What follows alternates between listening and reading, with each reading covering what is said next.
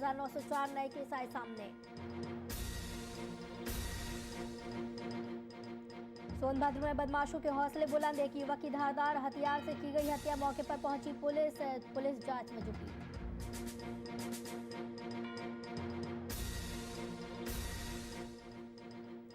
शाहजहांपुर में दो पक्षों में हुई जमकर मारपीट, दोनों पक्षों के 1 दर्जन लोग घायल, मौके पर पहुंची पुलिस ने कई लोगों को किया गिरफ्तार।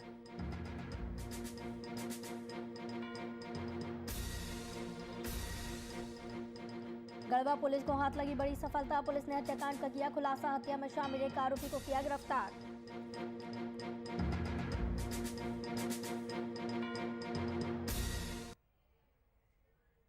नमस्कार, वीआईपी न्यूज में आपका स्वागत है। आपके साथ मैं हूं आस्था श्रीवास्तव। देश की राजधानी दिल्ली में कोरोना के मामले तेजी से बढ़ते जा रहे हैं। पिछले 24 घंटे में 1904 नए मामले सामने आए। इसके साथ ही दिल्ली के बड़े प्राइवेट अस्पतालों में वेंटिलेटर और आईसीयू बेड्स पूरी तरह से भरे हुए नजर आ रहे हैं। स्वास्थ्य मंत्री सत्येंद्र जैन ने कहा कि दिल्ली में आज बेड की उपलब्धता की समीक्षा की जाएगी और अब बेड्स का इंतजाम किया जाएगा।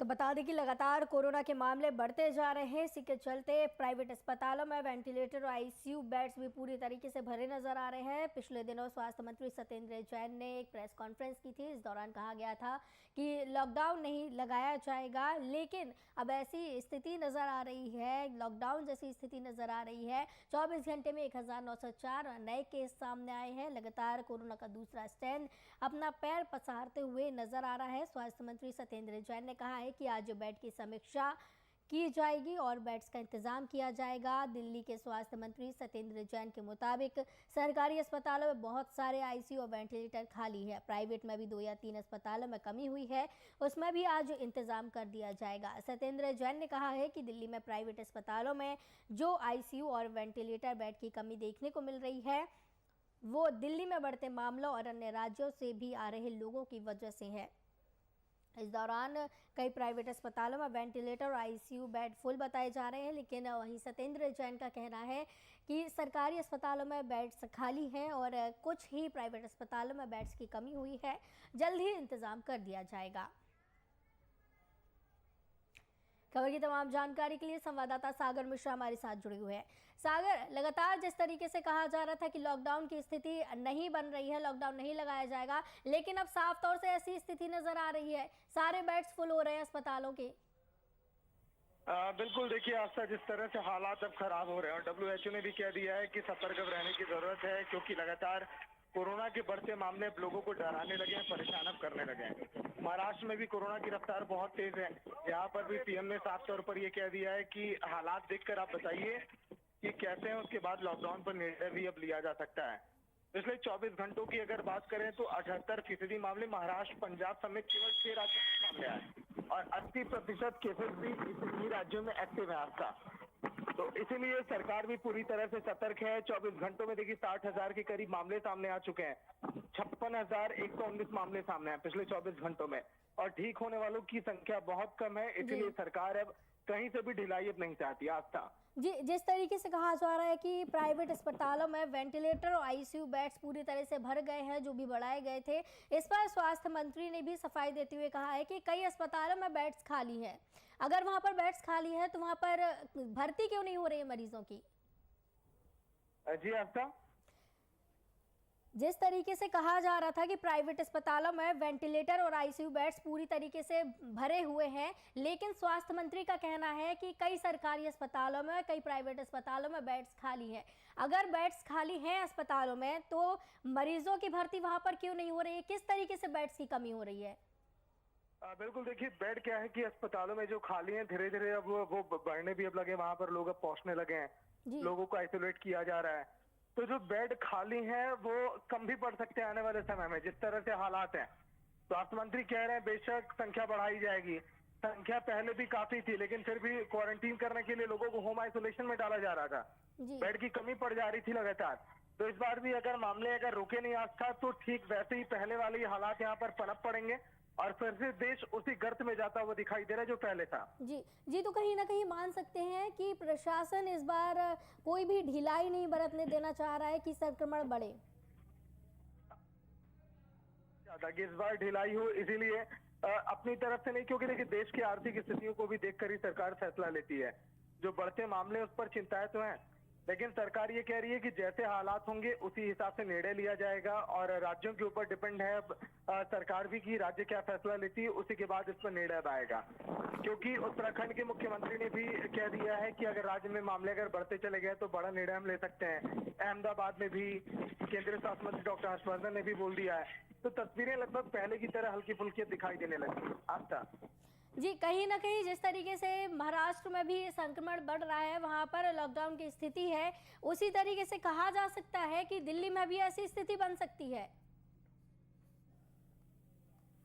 जी देखिए, आज तक दिल्ली में अभी उस तरह की स्थितियां बन नहीं रही हैं, लेकिन 2000 के करीब मामले सामने आए पिछले 24 घंटों में। तो महाराष्ट्र से तो परिस्थितियां बहुत ठीक है यहाँ की।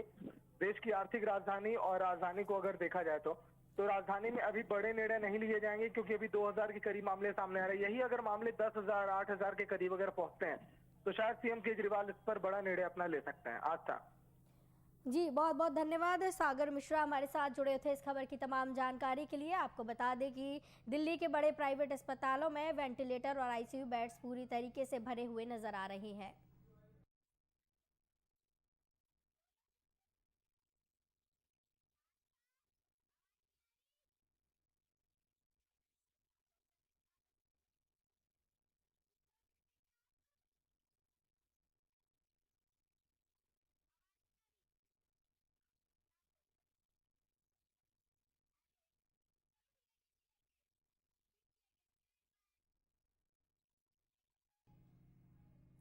सोनभद्र के रायपुर थाना क्षेत्र में एक युवक की हत्या कर दी गई। घटना वैनी गांव के पशु अस्पताल के पास की है, जहां युवक की धारदार हथियार से गला रेतकर उसकी हत्या कर दी गई। इस घटना की सूचना लोगों ने पुलिस को दी, जिसके बाद मौके पर पुलिस फोर्स ने पहुंचकर घटना की जानकारी ली। साथ ही अधीक्षक अमरेंद्र प्रसाद सिंह भी मौके पर पहुंचे। फिलहाल इस पूरे मामले की छानबीन में पुलिस जुटी हुई है।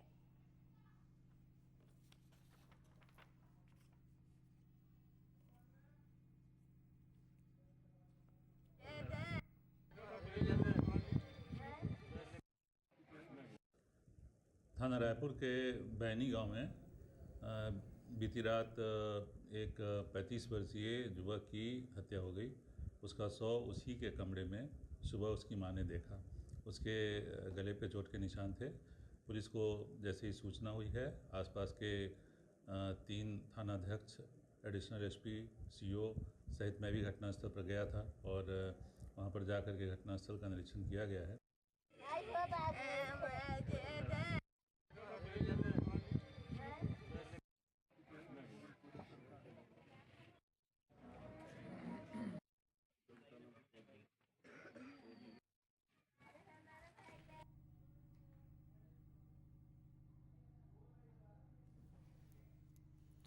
सोनभद्र में बदमाशों के हौसले बुलंद नजर आ रहे हैं। एक युवक की धारदार हथियार से हत्या कर दी गई। आपको बता दें कि मौके पर पुलिस पहुंची है। पुलिस पूरे मामले की जांच में जुटी हुई है। सोनभद्र के रायपुर थाना क्षेत्र का पूरा मामला है, जहां पर एक युवक की हत्या कर दी गई है। वैनी गांव के पशु अस्पताल के पास की पूरी घटना बताई जा रही है। इस घटना की सूचना पुलिस को दी गई है। पुलिस मौके पर पहुंची हुई पूरे मामले की जांच में जुट गई है। तस्वीरों में भी आप देख सकते हैं कि पुलिस वहां पर पहुंची हुई है। पूरे मामले की जांच की जा रही है। बदमाशों के हौसले लगातार बुलंद नजर आ रहे हैं, जिसके बाद धारदार हथियार से एक युवक की हत्या कर दी गई है। पुलिस अधीक्षक भी इस दौरान मौके पर पहुंचे हैं और पूरे मामले की जांच कर रहे हैं। आसपास के इलाके की भी जांच की जा रही है। इस दौरान लोगों का जमावड़ा भी यहां पर देखा जा रहा है। हलचल इस दौरान घटना के बाद से मची हुई है। हड़कंप इस क्षेत्र में मच गया है।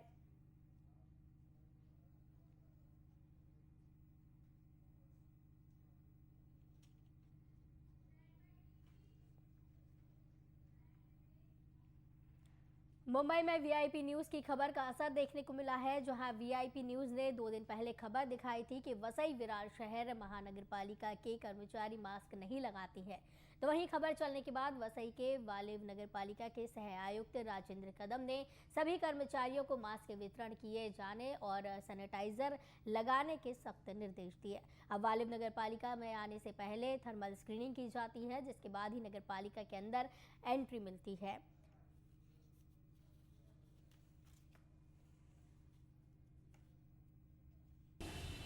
कॉन्ट्रैक्ट बेसिस पे यहाँ पे जो भी आता है, पब्लिक आता है, हाँ, जन्म दाखला के लिए, घर पट्टी भरने के लिए या नल का पैसा भरने के लिए जो भी आता है, उनको सैनिटाइज़र लेके मशीन से चेक किया जाता है, उसके बाद में अंदर एंट्री देते हैं।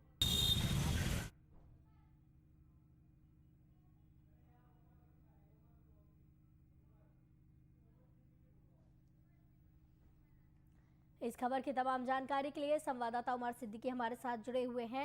उमर, वीआईपी न्यूज़ का असर हुआ है। वीआईपी न्यूज़ ने खबर को प्रमुखता से दिखाया था, जिसके बाद स्क्रीनिंग वहां पर की जा रही है, और क्या कुछ तमाम जानकारी वहां पर इकट्ठा हुई है, क्या कुछ देखने को मिल रहा है नगर पालिका में?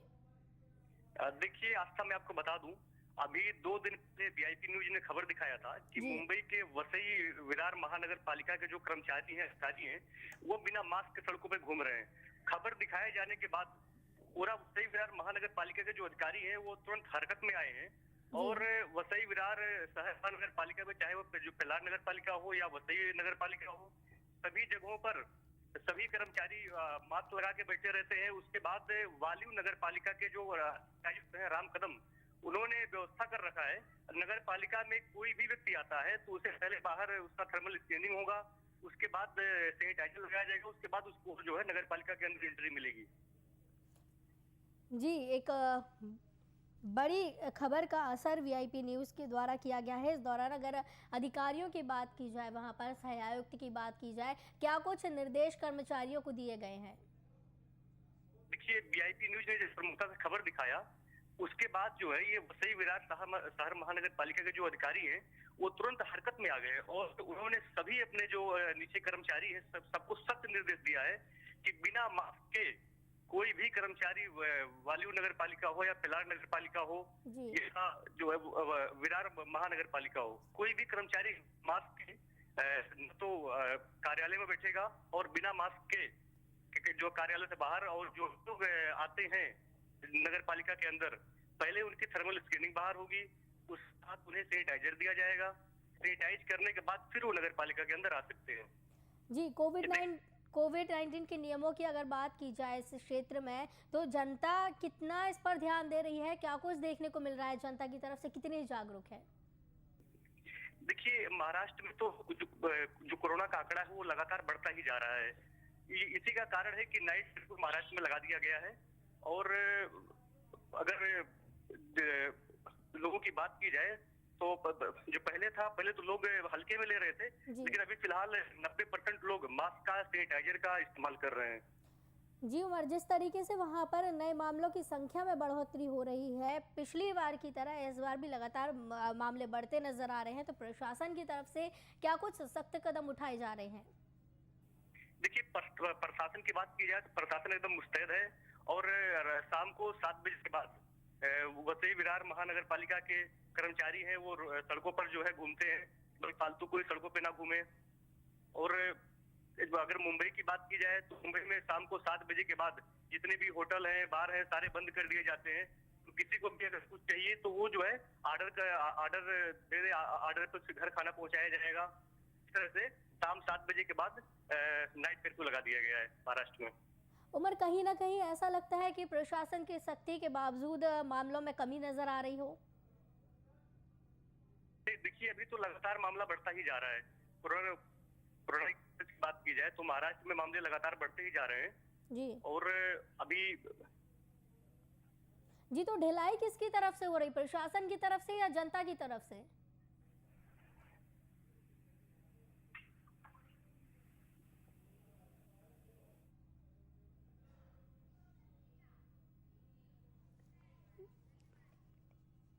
बहुत बहुत धन्यवाद उमर सिद्दीकी हमारे साथ जुड़े थे इस खबर की तमाम जानकारी के लिए।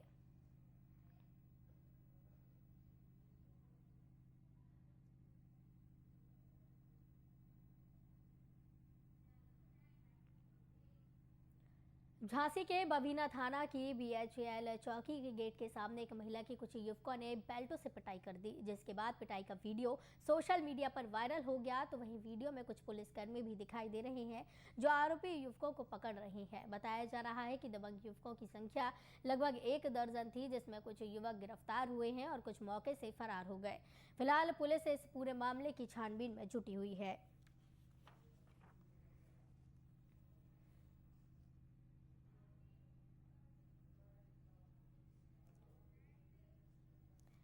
आपको बता दें कि बीएचईएल चौकी के गेट के सामने एक महिला की जमकर पिटाई की गई है। ये युवकों ने बेल्टों से महिला की पिटाई की है और ये पूरा जो मामला है ये तस्वीरों में आप साफ तौर से देख सकते हैं। और कुछ युवक इस दौरान गिरफ्तार किए गए हैं, कुछ मौके से फरार हो गए। पूरे मामले की जांच पुलिस कर रही है। पिटाई का वीडियो सोशल मीडिया पर जमकर वायरल हुआ है, तो कुछ पुलिसकर्मी इस वीडियो में दिखाई दे रहे हैं। तस्वीरों में आप साफ तौर से देख सकते हैं कि युवक वहां पर खड़े हुए हैं और एक महिला की पिटाई की जा रही है। इस खबर की तमाम जानकारी के लिए हमारे साथ संवाददाता मदन यादव जुड़े हुए हैं। मदन, ये एक दिल दहलाने वाली जो वारदात देखने को मिली है, सोशल मीडिया पर ये वायरल हो रहा है, क्या कुछ इसमें खुलासा हुआ है?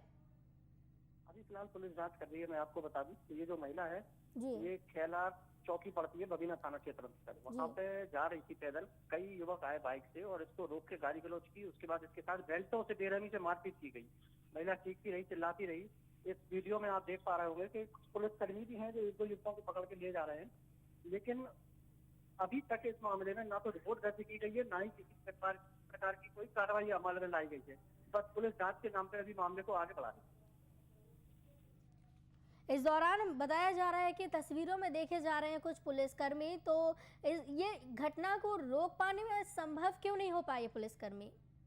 चौकी के पास का ही बिल्कुल मामला है। मैं आपको बताऊं, जैसे ही पुलिस को सूचना लगी पुलिसकर्मी वहां पहुंचे, लेकिन युवकों की तादाद काफी ज्यादा थी। उन्होंने कुछ लोगों को पकड़ा और चौकी भी ले गए।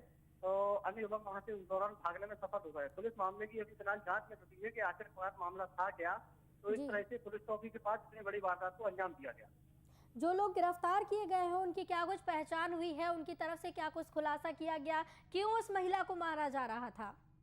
अभी गिरफ्तारी नहीं हुई है और जो घटना के कारण है उनके बारे में पुलिस पूछताछ कर रही है दोनों पक्षों से। फिलहाल शाम तक शायद कोई इसका परिणाम निकल के आए और पुलिस कोई कार्रवाई करे। अभी फिलहाल किसी तरह की रिपोर्ट दर्ज नहीं की गई। बहुत बहुत धन्यवाद मदन यादव, हमारे साथ जुड़े थे इस खबर की तमाम जानकारी के लिए। तो आपको बता दें कि बबीना थाने की बीएचईएल चौकी गेट के सामने ये वारदात हुई है, जहां पर कुछ युवकों ने बेल्टों से एक महिला को जमकर पीटा है। पुलिसकर्मी भी यहां दिखाई दे रहे हैं। सूचना मिलते ही पुलिसकर्मी मौके पर पहुंचे हैं।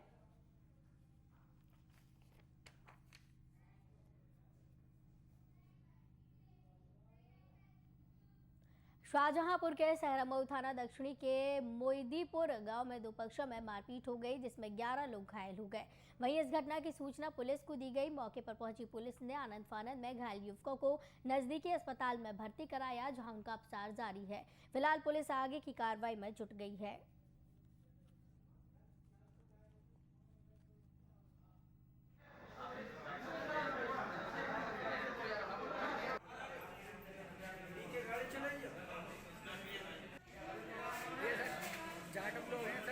सर, प्रधान जी हैं मेरे गांव में, उनको इनने घर पे दारू पिलाई। किसने पिलाई?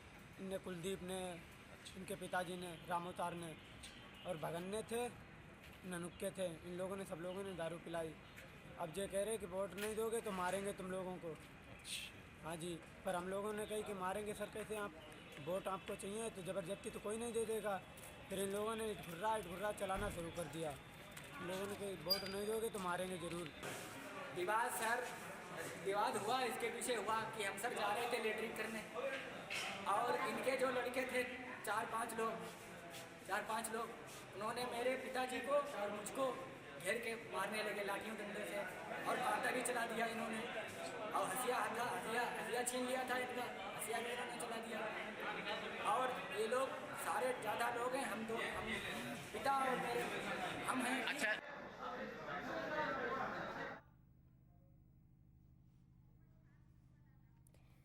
इस खबर की तमाम जानकारी के लिए हमारे साथ संवाददाता मोहम्मद शान जुड़े हुए हैं। दो पक्षों में जमकर इस दौरान मारपीट हुई है। दक्षिणी मोहिदीपुर गांव का ये पूरा मामला है। क्या कुछ पूरा मामला बताया जा रहा है, क्या कुछ इस मामले में खुलासा हुआ? हेलो मोहम्मद जी, सुन पा रहे हैं?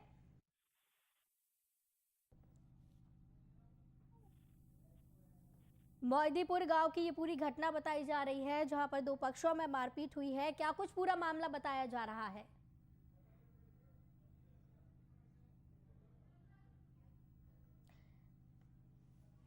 कुछ तकनीकी समस्या की वजह से उनसे संपर्क हमारा नहीं हो पा रहा है। हम उनसे लगातार संपर्क करने का प्रयास करेंगे। आपको बताते चले कि दो पक्षों में मारपीट हुई है। शाहजहांपुर के सहरामऊ थाना दक्षिणी के मोहिदीपुर गांव की पूरी घटना बताई जा रही है। यहां पर 11 लोग घायल हुए हैं। इस घटना की सूचना पुलिस को दी गई है। पुलिस मौके पर पहुंची और आनन फानन में घायल युवकों को नजदीकी अस्पताल में भर्ती कराया है, जहां पर उनका उपचार चल रहा है और पुलिस पूरे मामले की जांच में जुटी हुई है। लगभग 1 दर्जन लोग इस पूरे मामले में घायल हुए हैं। पुलिस पूरे मामले की जांच कर रही है।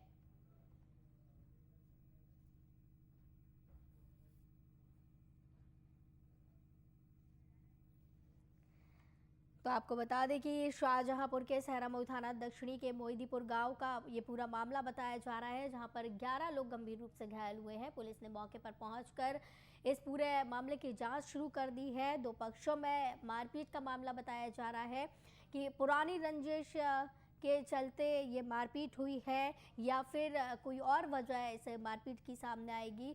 खुलासा होने के बाद ही ये पता चलेगा कि पुलिस इस मामले पर क्या कुछ खुलासा करती है। इस पूरी घटना की सूचना पुलिस को दी गई है। उसके बाद पूरे मामले की जांच में पुलिस जुटी है। एक बार फिर हमारे संवाददाता मोहम्मद शान हमारे साथ जुड़े हुए हैं। मोहम्मद जी, ये पूरा मामला जो देखा जा रहा है, दो पक्षों में विवाद का देखा जा रहा है, क्या कुछ पूरा मामला है? क्या किसी पुरानी रंजिश के चलते ही पूरा मामला घटित हुआ?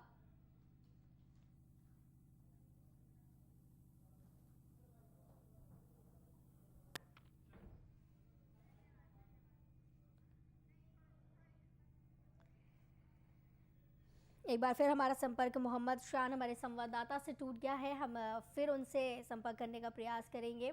आपको बताते चले कि लगभग 11 लोग इस पूरी घटना में घायल हुए हैं। दो पक्षों में मारपीट हुई है। पुलिस के खुलासे के बाद ये पता चल पाएगा कि पुरानी रंजिश के चलते ये मारपीट हुई है या फिर इस मारपीट की कोई और वजह सामने आई है। रायबरेली के बछड़ावा से बीजेपी विधायक राम नरेश रावत का बैंड बजाते हुए का वीडियो वायरल हो रहा है। सुर्खियों में बने रहने वाले बीजेपी विधायक राम नरेश रावत ने बैंड बाजा बजाया, जहां लोगों ने उनके संगीत पर खूब डांस किया।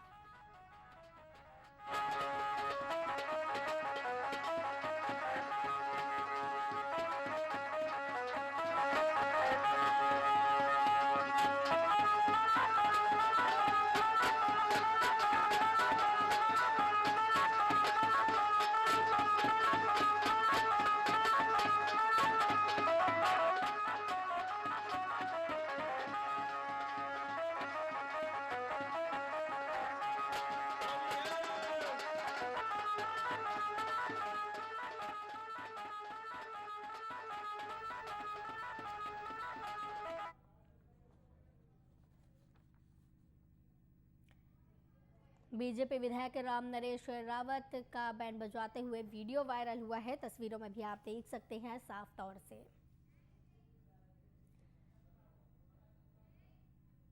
कन्नौज में मामूली विवाद में दो पक्षों के बीच मारपीट शुरू हो गई और देखते ही देखते बीच सड़क पर जमकर आमने सामने पथराव होने लगे। सूचना पर स्थानीय पुलिस मौके पर पहुंची, जिससे बड़ी अनहोनी होने से टल गई। घटना के बारे में बताया जा रहा है कि सदर कोतवाली क्षेत्र के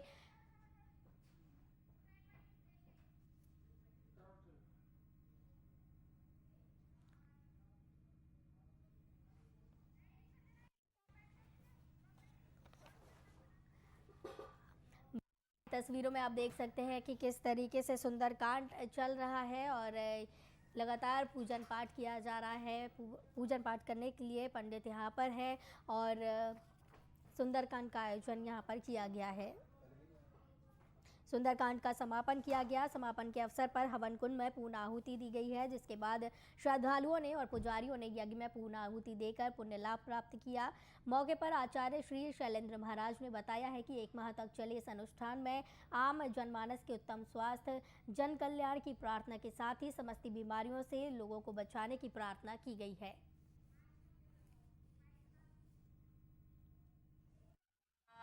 आज जो है 1 महीने से श्री सिद्धेश्वर बालाजी धाम में मास पुराण, रामचरितमानस एवं सुंदरकांड के पाठ किए जा रहे हैं। आज जो है मंगलवार के दिन बालाजी का हवन एवं जो है पूर्णाहुति होगी तथा जो है कन्या भोजन की भी व्यवस्था मंदिर में की गई है।